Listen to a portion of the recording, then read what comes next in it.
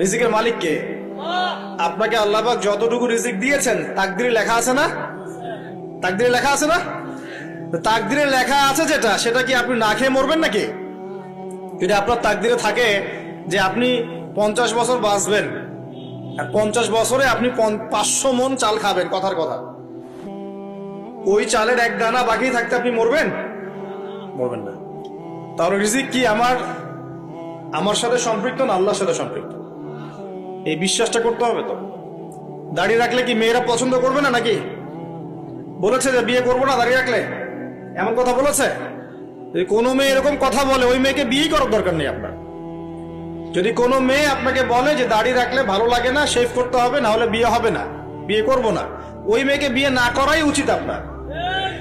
ওর তো মানে আপনাকে বিয়ে করার যোগ্যতাই হয়নি, ওর তো যোগ্যতাই হয়নি আপনাকে বিয়ে করার।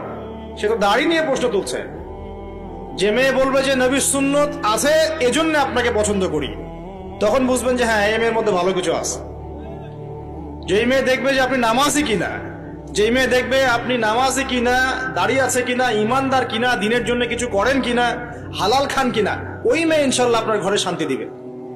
আর যেই মেয়ে আপনাকে দেখবে আপনার কত বড় সম্পত্তি, কতটা বড় জমি, কত বড় চাকরি, সুদ খান কিনা ওর কোনো আসা যায় না, টাকা হইলেই হইল, এগুলোকে ঘরে ঢুকালে অশান্তি আর অশান্তি। কি চাচ্ছেন, শান্তি না অশান্তি? নবী সাল্লাল্লাহু আলাইহি ওয়াসাল্লাম বলেছেন, দিনদারিতা দেখে মেয়েদেরকে বিয়ে করো। কি দেখে? একই বিষয় ছেলেদের জন্য মেয়েদের জন্য সেম। ছেলে দেখতে হবে দিনদার কিনা, মেয়ে দেখতে হবে দিনদার কিনা, পর্দা করে কিনা, দিনদারিতা আছে কিনা। দুনিয়ার এই ছোটখাটো বিষয় যদি দেখেন, তুচ্ছ বিষয়গুলো, একদিন না একদিন আপনি পস্তাবেন কিন্তু। আর যদি আপনি দিনদারিতা দেখেন, ইনশাল্লাহ আপনি কোনোদিন পস্তাবেন না ইনশাল্লাহ। আল্লাহ পাক তৌফিক দান করেন। আমি এটা একটা বড় সিদ্ধান্ত জীবনের। এই সিদ্ধান্তে যদি ভুল করে ফেলেন সারা জীবন পস্তাতে হবে। অতএব এখানে বেশি আবেগে ফ্যান্টাসিতে ভুগবেন না। ঠান্ডা মাথায় দিনদারিতাকে অগ্রগণ্য করে আপনি ছেলে দেখবেন বা মেয়ে দেখবেন ইনশাল্লাহ। আর গার্ডিয়ান যারা পরিবারের পিতামাতা আছেন তাদেরকেও বলবো, দুনিয়ার এই বিষয়গুলোকে বেশি প্রাধান্য দিতে যাবেন না। কত বড় চাকরি করে, কত বড় জমির মালিক, কত বেশি টাকা, এগুলো পরের বিষয়। আগের বিষয় হচ্ছে আপনার ওই জামাই দিনদার কিনা, আগের বিষয় হচ্ছে তার মধ্যে ইসলাম আছে কিনা, শুরুর বিষয় হচ্ছে আপনার ওই মেয়ের মধ্যে দিনদারিতা আছে কিনা। এটা নসিহত করে গেলাম। যদি আপনি বুদ্ধিমান হন তাহলে আমার নসিহত গ্রহণ করবেন, না হলে কিন্তু সারা জীবন পস্তাতে হবে। যারা বেদিন জামাই বিয়ে করেছে আর বেদিন মেয়ে বিয়ে করেছে, তারা বুঝবে যে আমার কথার মর্ম কতটুকু। তারা এখন ইচ্ছা করেও লাইনে আনতে পারছে না। পারছেন? ওই যে বলছে বিয়ের পরে ঠিক হয়ে যাবে, এত সহজ? এটা কি সুইচ টিপ দিলে ঠিক হয়ে যাবে? মানুষের মনটা খুব জটিল একটা বিষয়। এত সহজেই মানুষের মন চেঞ্জ হয় না। হয় ইল্লা মাশাআল্লাহ, আল্লাহ চাইলে হয়। কিন্তু যদি মনে করেন যে পর্দা করে না, বিয়ে করি তারপর পর্দা করবে, করাই নিব, বানাই নিব, নিজের মতো ঘুরে নিব, এত সহজ নয়। পরে দেখবেন সেই মেয়ে আপনার দাড়ি শেভ করায় ফেলছে, করতে পারে না, আপনাকে পেরেশানিতে ফেলবে। সবার এত টাকা, তোমার টাকা নাই। এই যুগে একটু সুদ খেলে কি হয়, সমিতিতে নাম লেখালে কি হয়, সুদের লোন নিলে কি হয়, সবার একতলা বাড়ি, আমার কেন, সবার 4-5 তলা বাড়ি, আমার কেন একতলা থাকবে, নাও লোন নাও, বাড়ি করি। আপনার স্ত্রী আপনাকে এদিকে ইনফ্লুয়েন্স করবে, করবে না? করবে। এইভাবে তো বহু পরিবারের কর্তা দিন দিন হাডুষ্ট করে মারা যাচ্ছে। টেনশন, পারিবারিক অশান্তি। অতএব দিনদারিতাকে প্রাধান্য দেন ইনশাআল্লাহ। দিনদারিতার সৌন্দর্য কখনো শেষ হয়ে যাবে ইনশাআল্লাহ। আল্লাহ পাক তৌফিক এনায়েত করুন। আমিন।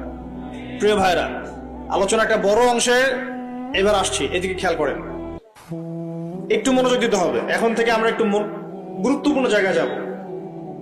নবী সাল্লাল্লাহু আলাইহি ওয়াসাল্লামের সুন্নতের উপর আমল না করলে আমরা কি জান্নাত পাবো কিনা? আর নবীর সুন্নত কি শুধুমাত্র ইবাদত বন্দেগীর ক্ষেত্রে করলেই হবে, না জীবনের সব ক্ষেত্রে করতে হবে? আমার সাথে কথা বলেন। নবীর সুন্নত কি শুধু ইবাদত বন্দেগীতেই করব, নাকি জীবনের সব ক্ষেত্রে করব? আল্লাহর নবী সাল্লাল্লাহু আলাইহি ওয়াসাল্লাম মাত্র 23 বছরে আইয়ামে জাহিলিয়াতকে সরিয়ে দিয়েছেন কি দেন নাই? আইয়ামে জাহিলিয়াতের শিরক, ওখানকার আপনার সুদ, ওখানকার আপনার জেনা, ওখানকার মাদক, ওখানকার গোত্রীয় হানাহানি 23 বছরের মধ্যে পরিবর্তন হয়েছে কিনা? যখন মক্কা বিজয় হয়েছে তখন কি ওই মক্কার মধ্যে কোনো শিরক ছিল, কোনো মূর্তি পূজা ছিল, কোনো সুদ ছিল, কোনো মেয়ের সাথে খারাপ আচরণ করা হয়েছে, কোনো ধর্ষণ হয়েছে, কোনো ব্যভিচার, গোত্রীয় হানাহানি, না সবাই ভাই ভাই হয়ে গেছে? 23 বছরের মধ্যে আল্লাহর নবী কি এমন করলেন যাতে একটা অন্ধকারাচ্ছন্ন সমাজ আলোকিত হলো? কি এমন করলেন, কে বলতে পারবেন? 23 বছরের মধ্যে আল্লাহর নবী কি এমন করলেন? তিনি কি কোনো জাদু করেছেন? তিনি কি মানুষকে বশ করেছেন? তিনি কি আল্লাহর ফেরেশতাদেরকে দিয়ে জোর করে মানুষকে দিনের দিকে নিয়ে আসছেন? তিনি কি মানুষের গলায় ছুরি ধরে ইসলাম কবুল করিয়েছেন? এই কোনো কাজে আমাদের নবী মুহাম্মদ সাল্লাল্লাহু আলাইহি ওয়াসাল্লাম করেন নাই। করেছেন? বরং তিনি মানুষের কলব, মানুষের হৃদয়টাকে পরিবর্তন করে দিয়েছেন। বলেন সুবহানাল্লাহ। মানুষের হৃদয়ের মধ্যে আগে কুফর ছিল, আল্লাহর নবী সেখানে ঈমান ঢুকিয়ে দিয়েছেন। মানুষের হৃদয়ের মধ্যে আগে শিরক ছিল, আল্লাহর নবী সেখানে তাওহীদ ঢুকিয়ে দিয়েছেন। মানুষের হৃদয়ের মধ্যে আগে হারাম ছিল, নবী সাল্লাল্লাহু আলাইহি ওয়াসাল্লাম হালাল ঢুকিয়ে দিয়েছেন। মানুষ আগে বস্তুবাদী ছিল, দুনিয়া কেন্দ্রিক ছিল, আল্লাহর নবী মানুষকে পরকালমুখী করেছেন। মানুষ আগে আল্লাহকে চিনত না, আল্লাহর নবী মানুষকে আল্লাহকে চিনিয়েছেন। মানুষের কবর, হাসর, জান্নাত, জাহান্নাম নিয়ে এত চিন্তা ছিল না, আল্লাহর নবী তাদেরকে পরকালীন জীবন সম্পর্কে সচেতন করেছেন। করেন নাই?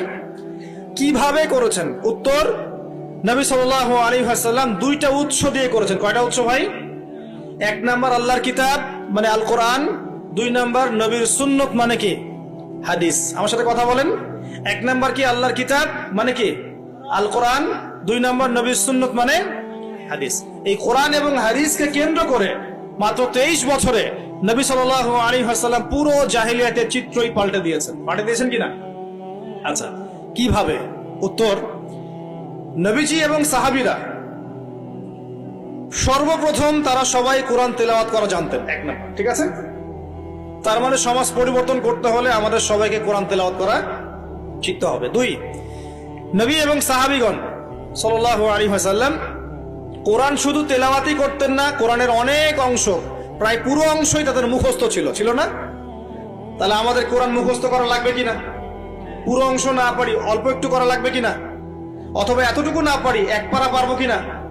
1 পারাও না পারি, নামাজের জন্য উপযুক্ত সূরাগুলো মুখস্থ করতে পারবো কিনা? পারবো না? সারা জীবনে কম পড়াশোনা করেছি? প্রচুর পড়াশোনা করেছেন, তাহলে কোরআনের ক্ষেত্রে কেন পিছিয়ে থাকবো? থাকা যাবে? যাবে না। ওই যে বারবার একটা কথা বলি, 15-20 বছর পড়াশোনা করে 15টা সূরা শিখছেন না। 15 বছর পড়াশোনা করে আপনি 15টা হাদিস শিখছেন না। শিখেছেন? 15 বছর পড়েছেন, 10 জন জান্নাতের সার্টিফিকেট প্রাপ্ত সাহাবীর নাম বলতে পারছেন না। নবীজির 10 জন স্ত্রীর নাম বলতে পারছেন না, তার জীবনী বলতে পারছেন না, ঈমান ভঙ্গের কারণগুলো বলতে পারছেন না, কোনো কোনো ক্ষেত্রে ওযুর মাসআলাগুলোও বলতে পারছেন না, কোনটা ফরজ কোনটা সুন্নাত। এমন আছে না? এবং এদের সংখ্যা কি কম না বেশি? এদের সংখ্যা কোটি কোটি, এমন কোটি কোটি মানুষ আছে বাংলাদেশের মাটিতে। আমরা সবাই মাশাআল্লাহ দুনিয়াবি ক্ষেত্রে শিক্ষিত হয়েছে ঠিকই, কিন্তু দিনের বেসিক জিনিসগুলো শিখি নাই। আপনি দেখবেন, আমি দেখাবো। কে আছেন বলেন জান্নাতি 10 জন সাহাবীর নাম বলতে পারবেন? একজন ব্যক্তি দাঁড়ায় যান দেখি। যদি বলতে পারেন, আমার পক্ষ থেকে নগদ 1000 টাকা পুরস্কার। জান্নাতি 10 জন সাহাবী, এই দুনিয়াতেই তারা জান্নাতের সার্টিফিকেট পেয়েছেন। আল্লাহ নবী বলেছেন তুমি জান্নাতি, তুমি জান্নাতি, তুমি জান্নাতি। 10 জন বলতে পারবেন কেউ? কিন্তু বিশ্বাস করেন, আমি যদি এখন ধরি, কোনো পুরস্কার দিব না, 1 টাকাও ভাদিয়া নাই। আমাকে বলেন বাংলাদেশ ক্রিকেট টিমের 10টা প্লেয়ারের নাম বলেন, সবাই বলতে পারবে। পারবে না? 10 জন ইন্ডিয়ান নায়কের নাম বলতে বলেন, পারবে। 10 জন ইন্ডিয়ান নায়িকার নাম বলতে পারেন, পারবে। 10 জন আর্জেন্টিনার প্লেয়ারের নাম বলতে পারেন, পারবে। 10টা ব্রাজিলের প্লেয়ারের নাম জিজ্ঞাসা করেন, পারবে। এগুলো পারবে তারা। পারবে কি না? সত্যি কথা বলেন, পারবে কি না? অবশ্যই পারবে। 10টা বাংলা সিনেমার নাম বলেন, পারবে। 10টা হিন্দি সিনেমার নাম বলেন, পারবে। পারবে কি না? সত্যি কথা বলেন, পারবে কি না? অবশ্যই পারবে। না পারলে তো আলহামদুলিল্লাহ, আপনার জন্য দোয়া থাকবে যে পারেন নাই। কিন্তু বেশিরভাগ ছেলে পেলেই পারবে, বেশিরভাগ মেয়েই পারবে। মেয়েদেরকে জিজ্ঞাসা করেন 10টা সুন্দরী মেয়ের নাম বলো, ভারতের, পশ্চিমের, হ্যাঁ, সিনেমার, নাটকের, গায়কের, গায়িকার 10টা সুন্দর সুন্দর মেয়ের নাম বলো, বলে দিবে। পারবে না? জিজ্ঞাসা কর আজকে গিয়ে যে 10 জন জান্নাতের সার্টিফিকেট প্রাপ্ত 10 জন সাহাবীর নাম কি, দেখবেন বেশিরভাগই বলতে পারবে না। এই বিষয়টাকে আপনি কি মনে করছেন? বিগত 10, 20, 30 বছর থেকে আমরা দেখছি যে একটা অসুস্থ প্রজন্ম তৈরি হয়েছে। অসুস্থ প্রজন্ম। কিরকম অসুস্থ? দিনের জ্ঞান অর্জনের কোনো ফিকির করে না, সারাদিন দুনিয়ার জ্ঞান অর্জন নিয়ে পড়ে আছে। এর উদ্দেশ্য একটা সার্টিফিকেট অর্জন করে চাকরি পাওয়া। উদ্দেশ্য এটাও না যে এই জ্ঞান দিয়ে সে দেশ ও জাতির খেদমত করবে, এটা উদ্দেশ্য না। অসুস্থ প্রজন্ম, জিজ্ঞাসা করবেন ইসলামের বেসিক জিনিসগুলো জানে না, বাইরের বড় বড় জ্ঞান তার জানা আছে, পুরো পর্যায় সারণী মুখস্থ কেমিস্ট্রি, 10 জন সাহাবীর নাম বলতে পারবে না, 10 জন নবীর নামও বলতে পারছে না। 10টা সূরা ধরলে প্যান্ট খারাপ হয়ে যাবে। একটা সূরা, সূরা ফাতিহা বিশুদ্ধ করে কোন আলেমের সামনে তেলাওয়াত করতে দেন, দেখবেন 10টা ভুল করে বসে আছে। অনেকে তো আলহামদুলিল্লাহ উচ্চারণ করতে পারে না। কেমন আছেন? আলহামদুলিল্লাহ ভালো আছে, আলহামদুলিল্লাহ ভালো আছে, আলহামদুলিল্লাহ। আলহামদুলিল্লাহ মানে কি? আলহামদুলিল্লাহ মানে সমস্ত প্রশংসা কার জন্য? আল্লাহর জন্য। আর আলহামদুলিল্লাহ মানে সমস্ত ধ্বংস আল্লাহর জন্য। নাউযুবিল্লাহ। অর্থ কি হয়েছে দেখছেন? আলহামদু, আলহামদু মানে ছোট হায়া হাওয়াজ দিয়ে পড়লে অর্থ পরিবর্তন হয়ে যায়, উল্টা অর্থ হয়। আর আলহামদু বললে অর্থ পারফেক্ট হয়। কুল হুয়াল্লাহু আহাদ, কুল বললে একটা অর্থ হয়, আর কুল হুয়াল্লাহু আহাদ বললে আরেক অর্থ হয়। তারপরে কুল ইয়া আইয়ুহাল কাফিরুন লা আ'বুদু মা তা'বুদুন একটা অর্থ হয়। আর যখন বলে কুল ইয়া আইয়ুহাল কাফিরুন লা আ'বুদু মা তা'বুদুন আরেকটা অর্থ হয়। এগুলো আলেমরা বুঝবেন। তো কুরআনই তো পড়তে জানছে না। 15 বছর 20 বছর পড়াশোনা করে আমরা কি প্রজন্ম তৈরি করছে বলেন তো? আগামী 2-3 দিন পর তারা রাস্তাঘাটে কনসার্ট করবে, নাচবে, পিকনিক করবে, হইহুল্লা করবে এবং পশ্চিমাদের সাথে তালে তাল মিলিয়ে বলবে যে 31st night happy new year. তারা বলবে আগামী 2-3 দিন পরেই করবে। কিন্তু আজকে আরবি মাসের কয় তারিখ বলতে পারবে না। আরবি বর্ষপুঞ্জি আছে না, ক্যালেন্ডার, আরবি নববর্ষ কবে, প্রথম মাসটার নাম কি সেটা বলতে পারবে না। রমজান মাস তার আগে কোন মাস, পরে কোন মাস বলতে পারবে না। কিন্তু 31st নাইট তারা চিনে। তারা লাইলাতুল কদর চিনে না, তারা লাইলাতুল কদর চিনে না, 31st নাইট চিনে। আপনি কোন প্রজন্ম তৈরি করছেন দেখেন। এখানে প্রসঙ্গ যেহেতু এসেই গেল বলে দেই এই কথাটা, পরে ভুলে যাব, যে খ্রিস্টপূর্ব প্রায় 46 সালের দিকে এক ব্যক্তি ছিল, তার নাম ছিল জুলিয়াস সিজার। কি নাম? Julius Caesar. এগুলো আমি আসলে অনেকদিন আগে পড়েছি, আমার মাথায় এত লাইভলি নাই, আর এগুলোর চর্চা করা আমি বন্ধ করে দিয়েছি। আমাদের ফিলোসফি কিছু বই ছিল, এগুলোতে হিস্ট্রিগুলো ঘাটা ছিল সবগুলো, আর হিস্ট্রির একজন গভীর ছাত্র।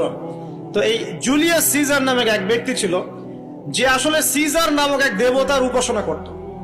কথা বুঝতে পারছেন? ওদের অনেক দেবতা ছিল, এরকম একটা দেবতার নাম ছিল সিজার। ওর নামে সে নামকরণ রেখেছে জুলিয়াস সিজার। এই নক্ষত্র পূজারী ছিল, তারার পূজা করত। কথা বুঝতে পারছেন? তো তারার পূজা যে করে সে কি তাওহীদপন্থী না মুশরিক? বলেন, সে কি ইমানদার না কাফের, কোনটা?